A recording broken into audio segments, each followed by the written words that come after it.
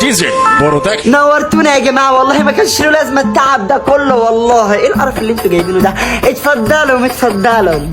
يزيد فضلك يا اختي، تعالى يا ابو حسام، تعالى اتفضل. معلش بس ابو الدكتور حسام مش ابو حسام حاف. منورنا والله منورنا. اما الحسام فين؟ الدكتور حسام ابني في العيادة بتاعته كان معاه غرزتين بياخدهم بالعربية بتاعته. عربية ها لامبورجيني من 4 كاوتشات.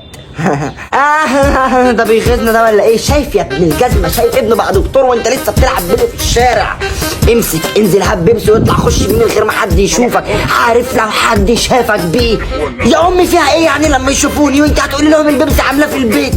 اخلص يلا، انت مش فاهمك في الواجب والاصول، وعاوزاك لما تطلع تخش تجيب الشهاده بتاعتك توريها لهم، هيدوك 20 جنيه هبقى اخدها احوشها لك. منورنا يا جماعه والله منورنا. امال فين الواد خالد؟ نجح وبقى دكتور زي ابني حسام ولا لسه؟ نجح بس ما دخلتوش طب عشان ما بيحبش ريحه المستشفيات. هاتي يا اختي رامز، هاتي رامز، زمانه بدأ ده بيفطسني ضحك بيموتني ضحك. باين قوي ان متفقين على فكره. هنستناكوا بكره ان شاء الله بقى عندنا، مش معقول يبقى 1-0 ليكوا. وابني الدكتور حسام هيكون موجود ان شاء الله، يبقى يكشف لكم على اسنانكوا ودروسكوا وتياز